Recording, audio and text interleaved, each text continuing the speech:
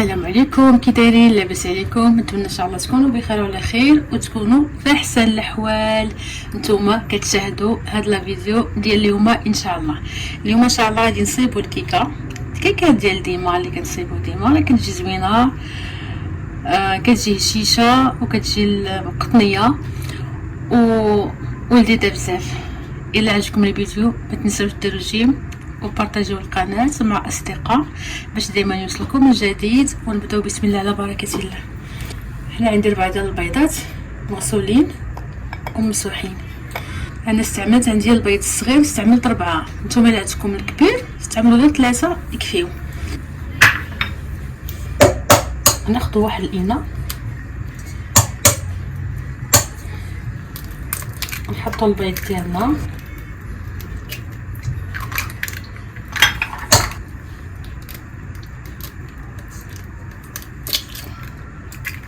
نديرو شويه ديال الملحه باش نعدلو الذوق، الكاس ديال السنيده، ساشي ديال الفاني. هنا غنخدمو البيض مزيان مع السكر صافي. هنا ملي درت البيض مزيان مع السكر، دابا غادي ندير الزيت. عندي الكاس ديال العنبه ديال زيت المائده، غادي نكبوها شويه، ما نكبوش في خطره واحده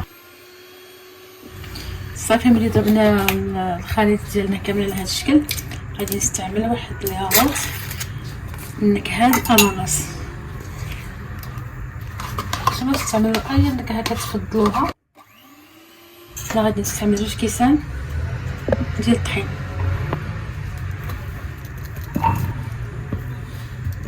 هنا عندي 2 خمارات الفوي، نخلط مزيان.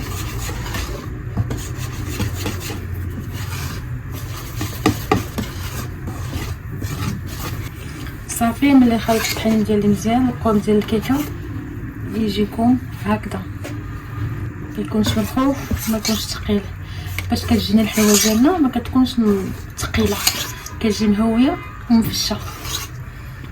صافي هنايا عندي المول دهنتو بالزبده ورشيتو بالكوك.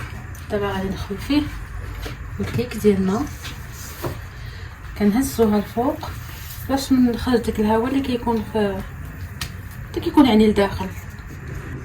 صافي انا غادي نزينوا الكيكه ديالنا بالتوت.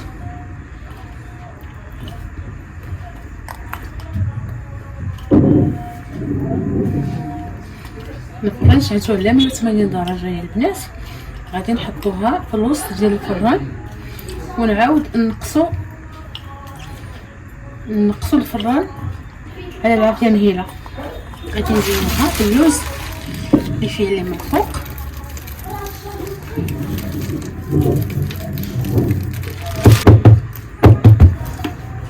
هذه هي الكيكه ديالنا البنات، هي تبارك الله كي جات. بسم الله.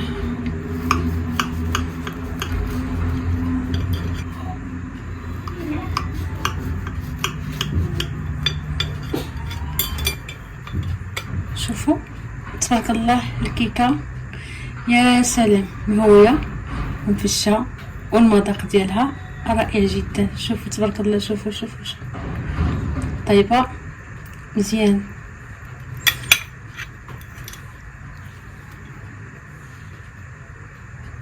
المذاق ديال التوت ما نقولش لكم، المذاق ديالها كي داير تبارك الله. الا عجبكم الفيديو ما تنسوش ديروا جيم وبارطاجيو القناه مع اصدقاء باش دائما يوصلكم الجديد. نتلاقاو ان شاء الله في وصفه جديده. بسلام عليكم.